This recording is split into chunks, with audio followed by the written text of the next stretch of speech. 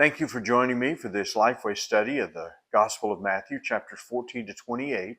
This is session 1. The title is Courage. The text is Matthew 14, verse 22 to 33. And the lesson summary statement is Jesus is greater than anything we fear. I'm using the story that's found at Explore the Bible to introduce the lesson, but I have written on the board this question for them to see as they come into the classroom. How does the military train soldiers, sailors, and airmen to overcome their fears? And I want to get their responses from that.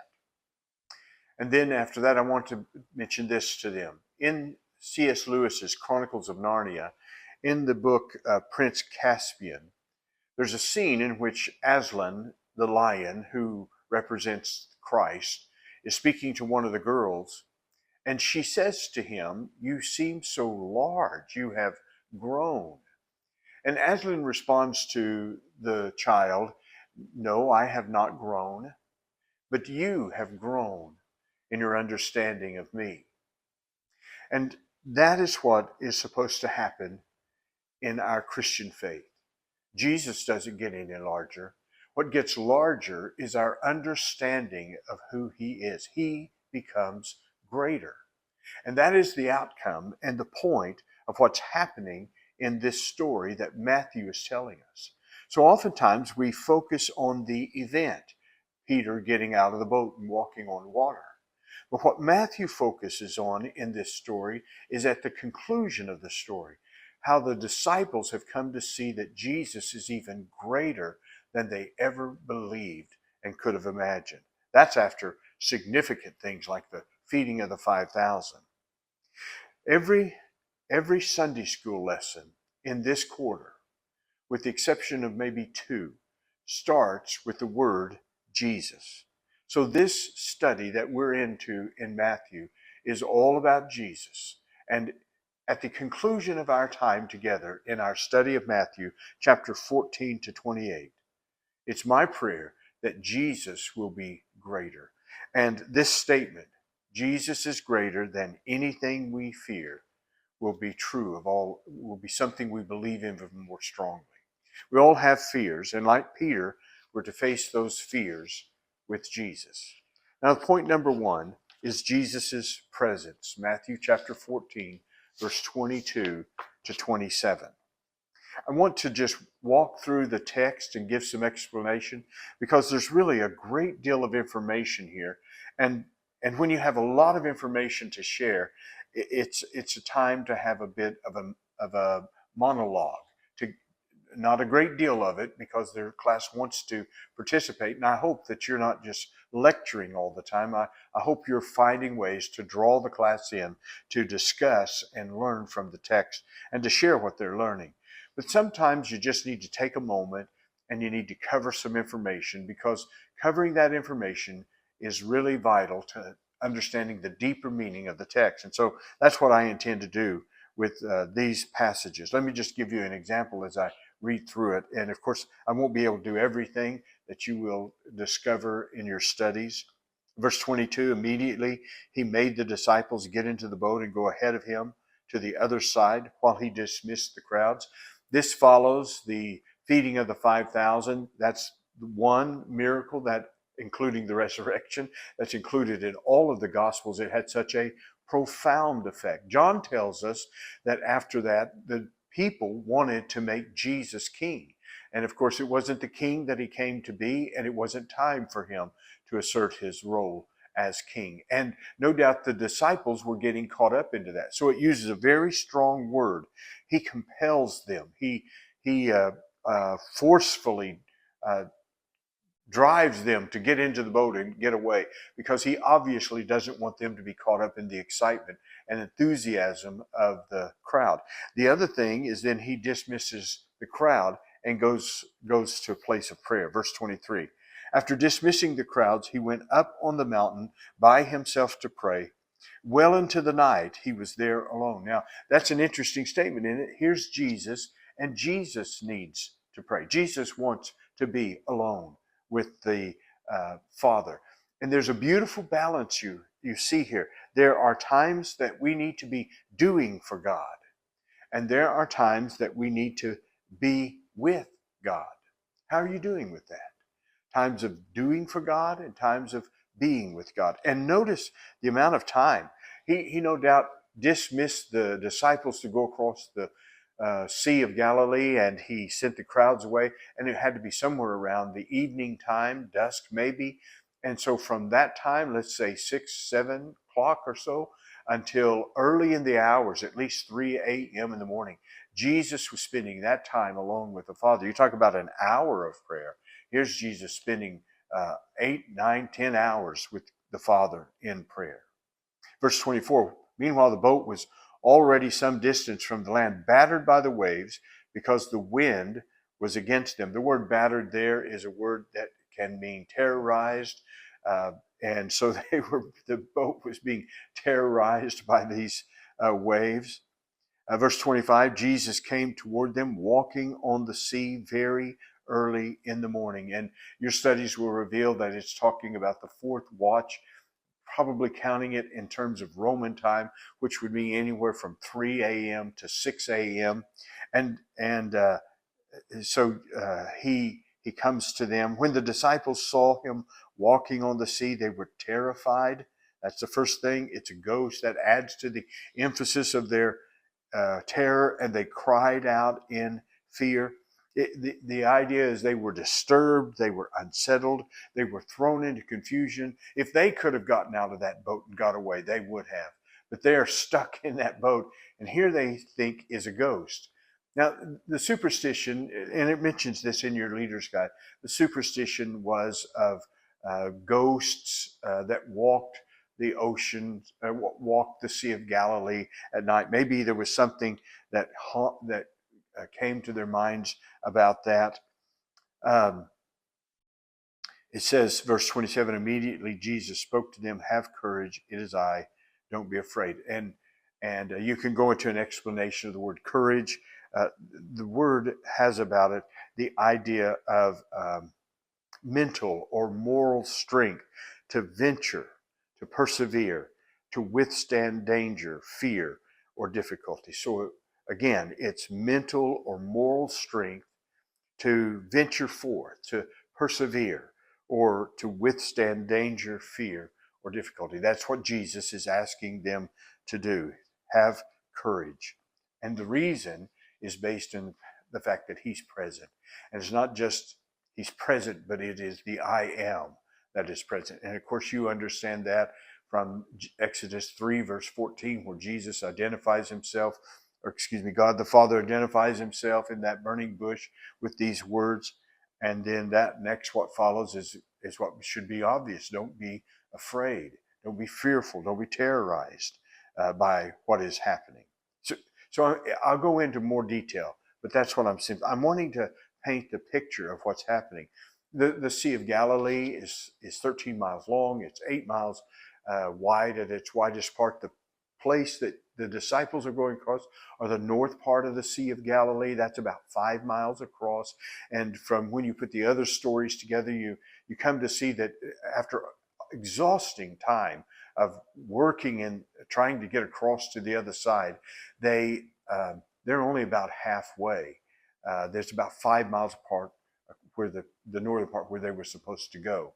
And the Sea of Galilee is 700 feet below sea level. It's circled by these, they're called mountains, but they're just big hills, 1,400 feet to maybe 2,500 feet. And the cool air will come across the land and go over the tops of those mountains, and then it'll plunge down the sides of those mountains to the warm waters of the Sea of Galilee.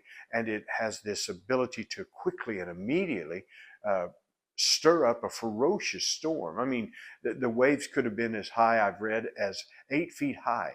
Now, the boat they're in, we know a pretty good idea of what this boat looked like because of a boat that was discovered in Israel, and it's now in a museum.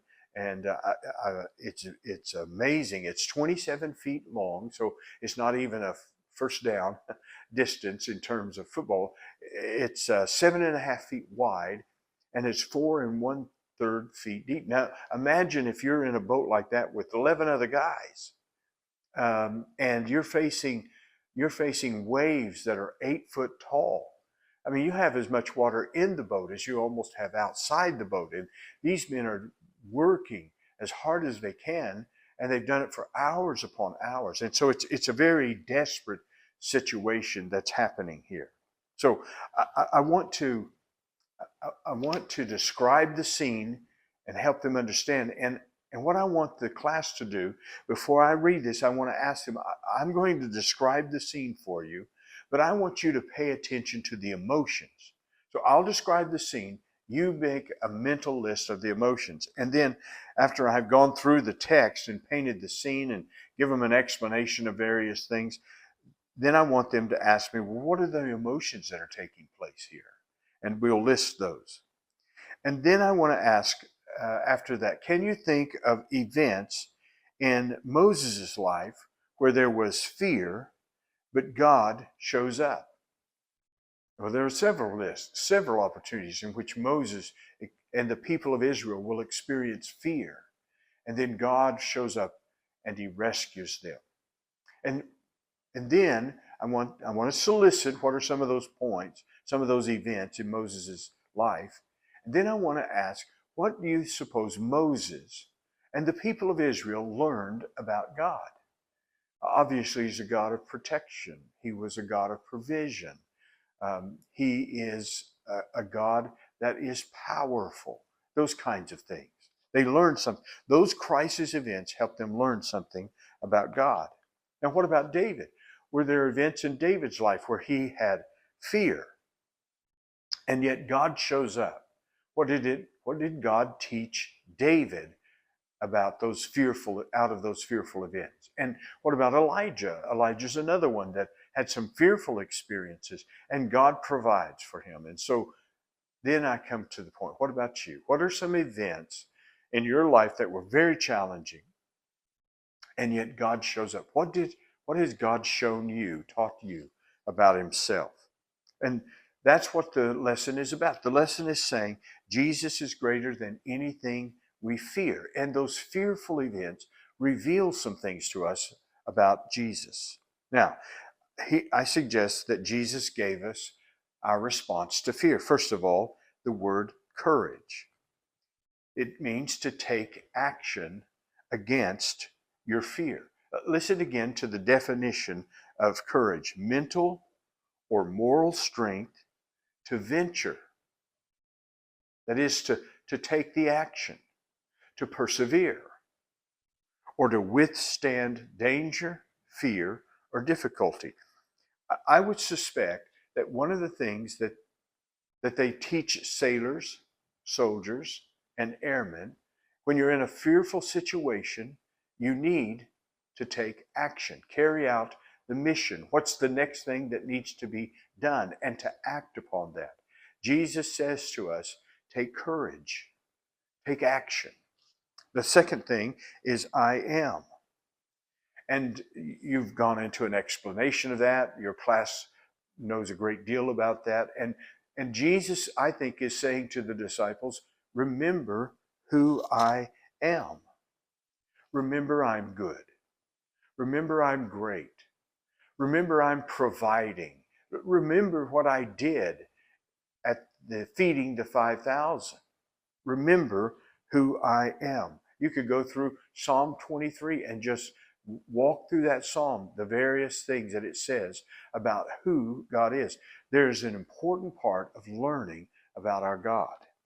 And then last of all, he says, don't be afraid. That means we have a choice. We can choose our attitudes. We can choose our thoughts. And so oftentimes, that's what's taking place. Our minds are running away with us. And it says to us that we need to take control of our thoughts. Philippians chapter 4, verse 8 says, think on these things. So the first thing is Jesus' presence in this event. Secondly, Jesus' invitation. Matthew chapter 14, verse 28 to 30. Now, I want to say to the class, I want you to put yourself in the boat. You recognize that it's Jesus walking on the water. It's not a ghost, it's Jesus. Here's my question to you. What is it you want to ask Jesus? I mean, I think I would want to ask Jesus, would you calm the storm like you did earlier in our experience? Now, in that earlier experience, Jesus was in the boat. He wasn't outside the boat. But he calmed the storm. And in that earlier experience, they were amazed by Jesus. What you're going to see in the last section of this lesson is they worship Jesus. There's a very big difference that's taking place with this event. But my question is, would you calm the storm? Or I might say, will you get us home? Or Jesus, when will this be over with? When can I get back to normal? I mean, there's all kinds of things to ask Jesus. And I want to solicit that from the class. The last thing I'm thinking I would ask Jesus is what Peter did. Can I come to you? Now, I want to read through the text and give some explanation again. Lord, if it's you, and your leader's guide says that it's written in a condition that really means, since it is you. Peter answered him, command me to come to you on the water. Isn't that an interesting word? Command me. He said, come. And climbing out of the boat, Peter started walking on the water and came toward Jesus. When he saw the strength of the wind, he was afraid, and beginning to sink, he cried out, Lord, save me. Now, why would Peter make this request? What's going on here? And I want to discuss that with the class. Well, one reason he might make the request is because he and the other disciples have experienced tremendous power that Jesus has given them when they went out on their missionary journeys. They preached, they healed, they cast out demons. They had enough sense to understand that those powers didn't come from them. Those powers came from Jesus. And so if he wants to walk on water, it's going to have to be an authority that Jesus gives Peter. And so he asks Peter for this. Now, Mark tells us that in chapter 6, verse 48, that it appeared as though Jesus was going to pass them by. And it could be that Peter understood that Jesus was going to walk on into the shore. And maybe Peter wanted to just continue that walk with Jesus, in fellowship with Jesus, in this amazing event of walking on water. This phrase, pass by, is an interesting one in the scriptures. It was used of Moses when he asked to see the glory of God, and God said, you can't do that, it'll kill you, but I'll let you see the hinder part of my glory. And he had him put in a cleft of a rock, he covered him, and then he walked by, and when God removed his hand of sorts, it says that Moses saw the hinder part of God's glory, caused his face to shine. That's how tremendous the glory of God was. Elijah experienced God passing by when he was on the mountain, and it shook, and there was a fire, and there was a wind, and then there was a small whispering. And so Mark uses that to say, here's another event where God's passing by, and the glory of God can be seen and experienced. But why would Jesus call you to get out of the boat and into a storm? Why would Jesus call you to get out of the boat and get into the storm? I want the class to discuss that. One of the things I want to lead the class to understand as it pertains to this lesson is this is where you're going to learn that Jesus is greater than your fear. When you actually experience the provision of Christ, or the peace of Christ, or the power of Christ, or the presence of Christ, it's out of the boat. It's when you're going towards Jesus in the middle of that storm. That's where you learn that Jesus is greater than your fear. Now, for me, I'm going to recount to my class what all was involved when it came to us doing some building, and how it just didn't seem to be any way we could do that financially, and the various ways in which God stepped in and and did things that I didn't think would ever going to be possible, and made it possible for us to be able to afford to do some building. You no doubt have experiences as well where you were experiencing a storm, you were facing a challenge, and Jesus just shows up, and he provides, he empowers, he comforts, he gives you peace. And maybe you could share that as a testimony in terms of helping the class. The third point is Jesus' response, chapter 14, verse 31 to 33. Verse 31, immediately Jesus reached out his hand, caught hold of him, and said, "You of little faith, why did you doubt?" Now, Jesus didn't have to reach him. He could have just spoken a word, but it obviously tells you that Peter is close enough for Jesus to reach and catch him. That's how far he had gotten to in terms of the distance of getting to Jesus. And don't you find it interesting that the one he says has little faith is Peter? And he says, why? He says to Peter, "Why did you doubt?" The word doubt is what caused Peter's faith to fail. And the word means to go in two different directions or to serve two different masters at the same time. It's just not a possibility. This particular word is used in the New Testament only in Matthew, and only two times, here in chapter 14, verse 31, and in chapter 28, verse 17. And in both cases, this word doubt is describing a wavering faith in the disciples. The word little faith is a faith that doesn't hold firm in the midst of adversity or confusing circumstances. It's not that there's no faith, it's just little faith. It's not holding firm in the face of fear and confusion and difficulties. I want to read for them an example that I found by Tim Keller. It's in his book, The Reason for God, and he gives this description of faith. He says, "The faith that changes the life and connects to God is best conveyed by the word trust. Imagine you're on a high cliff and you lose your footing and begin to fall. Just beside you, as you fall, is a branch sticking out of the very edge of the cliff. It's your only hope, and it's more than strong enough to support your weight. How can it save you? If your mind is filled with intellectual certainty that the branch can support you, but you don't actually reach out and grab it, you're lost. If your mind is instead filled with doubts and uncertainty that the branch can hold you, but you reach out and grab it anyway, you'll be saved. Why? It's not the strength of your faith, but the object of your faith that actually saves you. Strong faith in a weak branch is fatally inferior to weak faith in a strong branch." Now we're learning that Jesus is a strong branch, and we need to reach out and take hold and to trust him. Now, when they got into the boat, the wind ceased.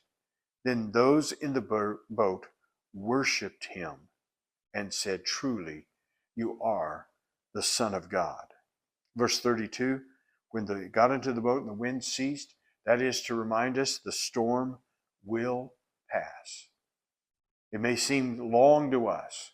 It may be a lifelong issue with some people, but the storm will pass. Take courage. Have the ability to persevere and to venture forth and with strength and courage.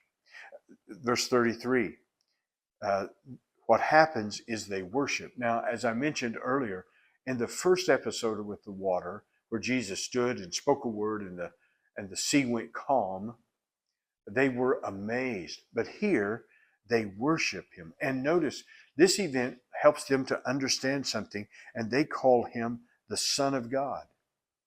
Now, they understand that in a certain way. They're growing in their understanding, and you'll see that they're going to be challenged about their lack of understanding of Jesus. But they've taken a significant step here. He is a figure that it's beginning to dawn on them in terms of the kind of messianic figure that he is, in terms of his deity. And they have to believe that for these monotheistic Jews to worship Jesus. We need worship, not because God's ego needs to be encouraged, but because without worship, our experience and our enjoyment of God is not complete. We worship because we need to worship. Now, I want you to notice a pattern that's seen here in the Bible about how these things happen. First of all, God reveals himself. Secondly, we reflect on it. And then third, we respond with worship, and our understanding of God grows. So you see what's happening? Jesus has revealed something about themselves. They come to understand something more deeply about God. And the response of that is for them to worship. Think back through some of the other characters in the Bible. And how does that happen? Moses comes to a burning bush. And out of that bush, God speaks and says, you're on holy ground. And Moses gets on his face before God. And there's a revelation of God. And Moses, in return, responds in worship and obedience to God. And you can go through other stories where you see this same scenario: revelation, reflection, and response. Now, to close the lesson, I'm going to give them a copy of the hymn, "'Tis So Sweet to Trust in Jesus." I'm going to distribute that. I'm going to ask someone in the class who has musical abilities to lead us in that. But on the back of it, I've included a picture of Jesus reaching down and taking Peter by the hand and rescuing him in the water. And before we sing the hymn, I want the class to notice, as we sing the lyrics, notice what the hymn writer reveals about his knowledge of Jesus and how this comes out of challenges and difficulties that he faces with his faith. What a wonderful thing to teach your class. How strengthening you'll give this to them. It's not the strength of their faith, it's the strength of their Savior. It's not the greatness of their faith, it's the greatness of their Savior. You're helping them understand that he is greater than any fear they're going to face. And we're going to face many fears this year. And we need to look to Jesus like Peter did instead of the surrounding storm. God bless you for teaching God's Word.